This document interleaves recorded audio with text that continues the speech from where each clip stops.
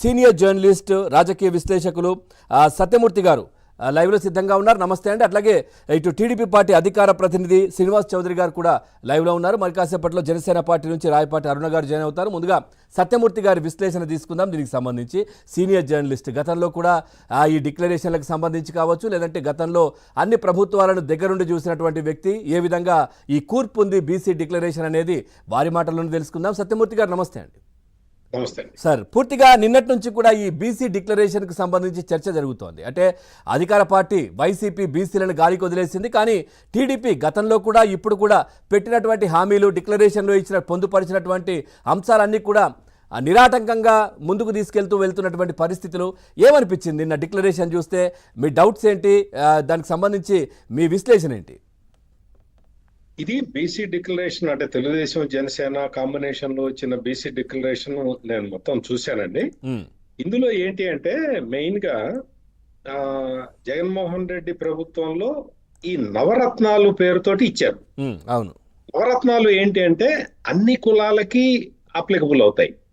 అంటే ఎంతమందికి ఇచ్చారనేది తీసి పక్కన పెడదాం. వాళ్ళు ఇచ్చిన గైడ్ లైన్స్ ప్రకారమే కులము దానికి సంబంధం లేదు.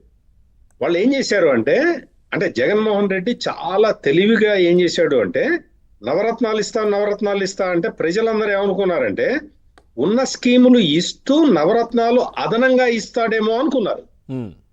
కానీ తీరా చూస్తే ఉన్న స్కీములన్నీ ఆపేసేసి ఈ నవరత్నాల స్కీములు ఇవ్వటం మొదలు పెట్టాడు. ఇది చాలా నిరాశాజనకంగా ఉన్నదన్నమాట. అంటే మొత్తం అన్ని వర్గాలకి, అంటే బీసీలు కానీ, ఎస్సీలు కానీ, ఎస్టీలు కానీ, వీళ్ళందరికీ, మైనారిటీలు కానీ, వీళ్ళందరికీ ఏంటంటే వాళ్ళు అనుకున్నది ఒకటి, జగన్మోహన్ రెడ్డి చేసింది ఒకటి. ఇప్పుడు ఉదాహరణకి మనం బీసీ కులాలను తీసుకున్నాం అనుకోండి, దాదాపుగా 30 పథకాలు ఉన్నాయండి. ఆ 30 పథకాలని ఆపేసి ఈ నవరత్నాలని అందరికీ ఇచ్చే పథకాలను ఇంప్లిమెంట్ చేయడం మొదలు పెట్టాడు. బీసీలకే కాదు, ఎస్సీలకు కూడా ఇదే విధంగా. వాళ్ళకి ఎస్సీలకి చట్టబద్ధంగా వచ్చేవి 27 స్కీములు ఉన్నాయండి. ఆ స్కీములన్నీ ఆగిపోయినాయి. ఇప్పుడు ఇది సమాజంలో తీవ్రమైన అసంతృప్తి రేకెత్తిస్తున్న అంశం ఏదన్నా ఉంది అంటే ఇది. అంటే ఇది వరకు తెలుగుదేశం ప్రభుత్వం అధికారంలో ఉన్నప్పుడు బీసీల కోసం, అంటే బీసీలు అంటే వేరే ఎవరో కాదండి, వాళ్ళు సమాజంలో అంతర్భాగం. సమాజంలో అంటే బీసీలు జనాభాలో ఎక్కువ శాతం ఉంటారు కాబట్టి వాళ్ళని టార్గెట్ చేసుకొని వాళ్ళకి కావలసిన ఉపాధి కల్పిస్తే ఏమవుతుంది, మొత్తం అందరికీ ఉపాధి దొరుకుతుంది. అంటే స్వయం ఉపాధి దొరుకుతుంది, లేదా కొంతమందికి ఉద్యోగాలు వస్తాయి. ఈ విధంగా ఏమవుతుందంటే రూరల్ ఎకానమీ పెరుగుతుందండి. ఇప్పటి వరకు ఇంకా బీసీ కులాలన్నీ కూడా, చాలా కులాలు బీసీ కులాలు అర్బనైజేషన్ కాలేదు, రూరల్లోనే ఉన్నాయి. అంటే రూరల్ బేస్తో ఉన్న కులాలు కాబట్టి ఈ కులాలని అభివృద్ధి చేస్తే, అంటే వాళ్ళని ఒక స్వయం ఉపాధి వైపుగా వాళ్ళని తీసుకెళ్తే, ఒకవైపు రూరల్ ఎకానమీ పెరుగుతుంది, ఇంకొక వైపు ఏమవుతుందంటే ఈ రూరల్ ఎకానమీ పెరగటం వల్ల రాష్ట్రాభివృద్ధి, తద్వారా దేశాభివృద్ధి జరుగుతాయి అన్నమాట. ఇది లాజిక్. అంతేగాని ఇదేదో ఓట్ల కోసం తీసుకొచ్చే పథకం కాదు. జగన్మోహన్ రెడ్డి తెచ్చిన నవరత్నాలు ఏంటి అంటే అవి కేవలం ఓట్ల కోసం తెచ్చిన పథకాలు.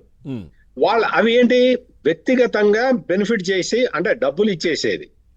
ఇప్పుడు తెలుగుదేశం జనసేన ఇచ్చిన ఈ బీసీ డిక్లరేషన్ లో మనం చూస్తే మెయిన్ గా అండి బీసీలకి ఎక్కడ నష్టం జరిగింది అంటే బీసీ సప్లాన్ ఒకటి తెలుగుదేశం పార్టీ ఉన్నప్పుడు పక్కడ్బందీగా ఇంప్లిమెంట్ చేశారు.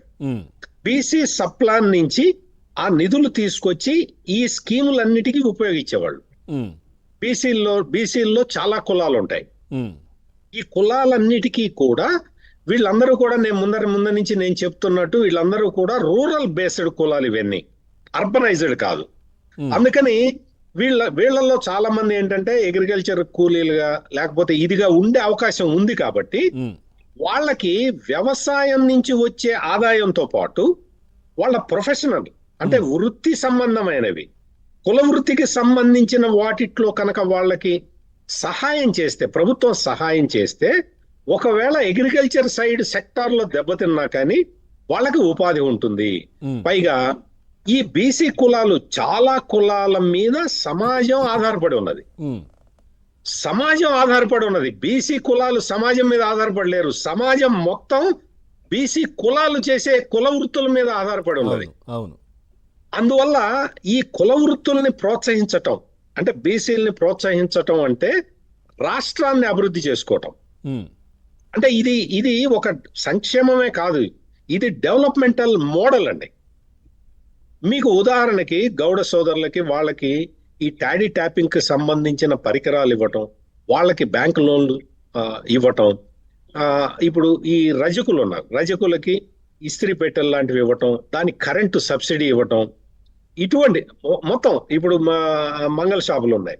ఈ మంగళ షాపులు బార్బర్ షాపులకి ఇదేంటి అంటే వాళ్ళకి అధునాతన పరికరాలు ఇవ్వటం, వాళ్ళ షాపుని అంటే ఏసీగా మార్చుకోవటానికి కావలసిన ఆర్థిక సహాయం చేయటం, ఇటువంటివి చేయటం వల్ల ఏమవుతుంది అంటే ఇప్పుడు ప్రస్తుతం ట్రెండ్ ఏంటి అంటే రూరల్ నుంచి అర్బన్ కి వలస వచ్చేస్తున్నారు. అవును ఈ వలసలు రావటం వల్ల ఏమవుతుంది అంటే పట్టణాల్లోనేమో మౌలిక సదుపాయాలు కల్పించలేని పరిస్థితి ఉంటుంది, ఉమ్, గ్రామాల్లోనేమో మనుషులు ఉండట్లేదు. ఉమ్, ఈ వ్యత్యాసాన్ని కూడా తగ్గించే స్కీములు కావాలి.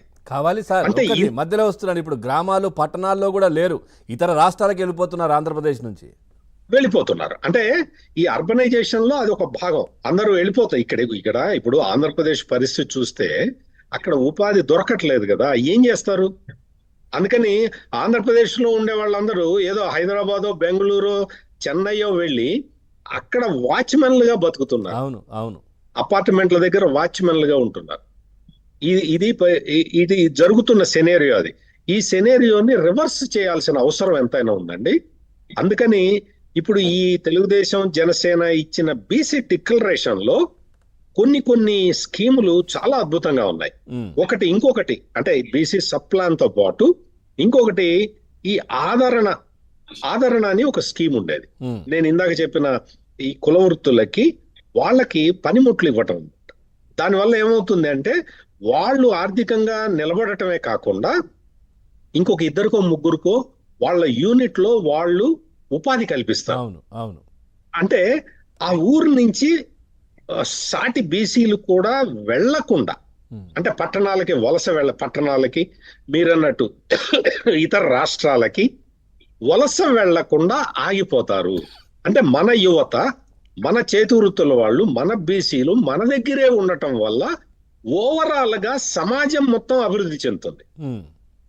ఇది ఒక మెయిన్ పాయింట్. కొనుగోలు శక్తి పెరుగుతుంది, తద్వారా రాష్ట్రం, గ్రామం ఇవన్నీ కూడా డెవలప్ అవుతాయి. డబ్బు రొటేషన్ ఉంటుంది, అక్కడే ఉంటుంది, ఇతర రాష్ట్రాలకి ఇక్కడికి పోయి పనిచేయాల్సిన అవసరం లేదు.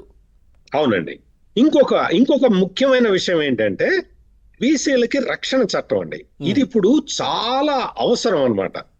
బీసీలలో కొన్ని కులాలని ఇప్పటికీ కూడా చాలా తక్కువ భావంతో చూసే అలవాటు సమాజంలో ఉన్న అగ్రవర్ణాలకు ఉన్నది. అంటే వాళ్ళని కులం పేరు పెట్టి ఇంకా పిలుస్తున్నారు. అంటే ఆ వ్యత్యాసం క్లియర్ కట్ గా ఇంకా కనపడుతూ ఉన్నది.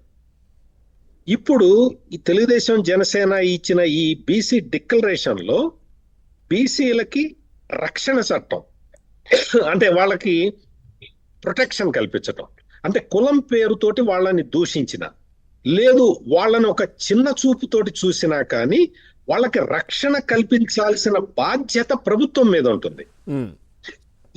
ఈ ఆబ్లిగేషన్ ని కూడా ఫుల్ఫిల్ చేసే విధంగా తెలుగుదేశం జనసేన ఇచ్చిన బీసీ డిక్లరేషన్ ఆ డైరెక్షన్ లో ఉండటం అనేది మనందరం కూడా హర్షించాల్సిన విషయం అండి.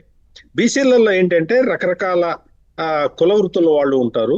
వాళ్ళందరూ కూడా స్వయం సమృద్ధి సాధిస్తే అంటే వాళ్ళు అభివృద్ధి చెందటమే కాకుండా వాళ్ళ సాటి కులస్తుల్ని వాళ్ళు అభివృద్ధి చేయటానికి చేయూతనివ్వటానికి ఇవన్నీ ఉపయోగపడతాయి. అందువల్ల ఇది రూరల్ ఎకానమీని బూస్ట్ చేసుకోవటానికి, తద్వారా స్టేట్ ఎకానమీని స్టెబిలైజ్ చేసుకోవటానికి ఉపయోగపడే అద్భుతమైన స్కీమ్ లాగా మనం చూడాలి తప్ప ఇది కేవలం సంక్షేమం కాదండి. అంటే సంక్షేమంతో పాటు అభివృద్ధి, రాష్ట్ర అభివృద్ధి, గ్రామాభివృద్ధి, పట్టణాభివృద్ధి, అంటే ఒక సంక్షేమమే కాదు, చంద్రబాబు నాయుడు గారు చెప్తున్నట్టుగా ఒకవైపు సంక్షేమం, ఇంకోవైపు అభివృద్ధి.